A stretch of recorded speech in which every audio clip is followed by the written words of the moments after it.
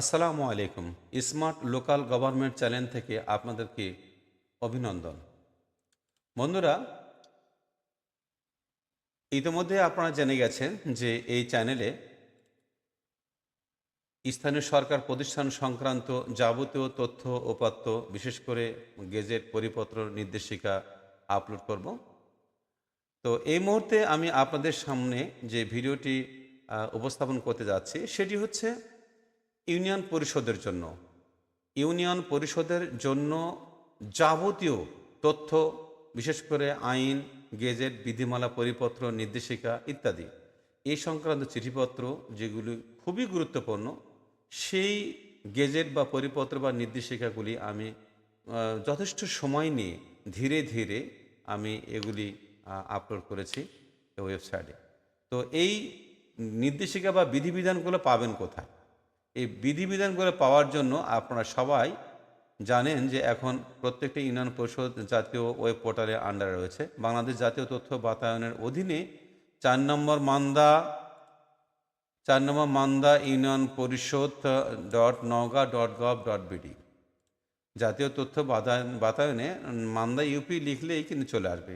এইখানে এসে একেবারে যে উপরে যে আমরা বাটনগুলো দেখতে পাচ্ছি, ঠিক আরও এখানে এসে আইন ও পলিসি বাটনে ক্লিক করার পরে গেজেট ও পরিপত্র এবং নির্দেশনা, এই লিঙ্কে ক্লিক করবেন। এই লিঙ্কে ক্লিক করলে ইউনিয়ন পরিষদ কেন্দ্রিক যত প্রকার বিধিবিধান রয়েছে সেগুলি এখানে আপলোড করা আছে। যেমন 1 নম্বরে ভ্যাট ও আয়কর কর্তন করবেন যেভাবে, উপজেলা পরিষদ উন্নয়ন ও রাজস্ব তহবিল নির্দেশিকা 2025, হাট বাজার ব্যবস্থাপনা বিধিমালা 2025, আদর্শ কর তফসিল 2012-2013, ইপি উন্নয়ন পরিকল্পনা 2013, ইউনিয়ন পরিষদের জন্য সংক্ষিপ্ত পিপিআর 2025 এর 29 পাতার গেজেট। এটি আপনাদের সামনে একটু পরিষ্কার করি। এখানে আপনারা জানেন যে পিপিআর 2025 ইস্যু করা হয়েছে। এখানে প্রায় 271টি পেজ রয়েছে। 271টি পেজে ধীরে ধীরে পড়তে আমাদের যথেষ্ট সময় লাগবে। তার জন্য আমি এখানে ইউনিয়ন পরিষদ কেন্দ্রিক যেগুলি আরএফকে কোটেশন করার জন্য খুব গুরুত্বপূর্ণ, তার জন্য শর্টকাটে 29টি পাতা আমি 271টি পেজ থেকে বেছে নিয়েছি। এখানে ক্লিক করলে এই 29টি পেজ আপনারা পাবেন। এখানে আরএফকে করার জন্য বিস্তারিত তথ্য পাবেন।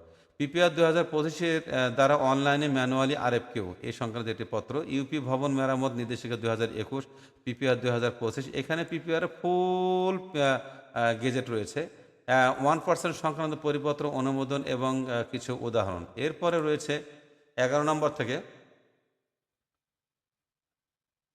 11 নম্বর আছে পুরাতন ভবন আসবাবপত্র মালামাল সমূহ বিনষ্টকরণ, জেলা কমিটি ও পরিপত্র। ইউনিয়ন পরিষদের সংক্রান্ত ইউনিয়ন পরিষদ বার্ষিক প্রতিবেদন প্রস্তুত ও প্রকাশনার জন্য ব্যয় ও বরাদ্দ পরিপত্র।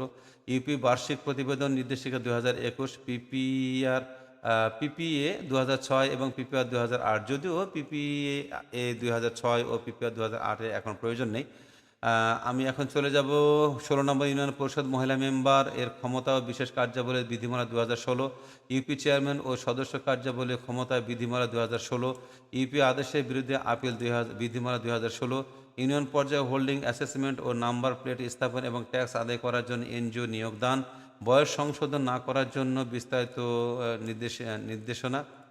তারপর 21 নম্বর থেকে রয়েছে কাবিখাটিয়া নির্দেশিকা 2021, কার্য বিধিমালা 2012, ইউনিয়ন পরিষদ কার্য বিধিমালা, ভোক্তা অধিকার বিধিমালা, বাল্যবিবাহ যৌতুক নিরোধ আইন বিধি, ডেঙ্গু প্রতিরোধ নির্দেশিকা, উপজেলা উন্নয়ন তহবিল ব্যবহার নির্দেশিকা 14, UP operation manual, legal aid বিধিমালা ও উপজেলা এবং ইউনিয়ন কমিটি সংক্রান্ত তথ্য, ইউপি উন্নয়ন সহায়তা নির্দেশিকা 2021, ইউপি কর্মচারী চাকরি বিধিমালা।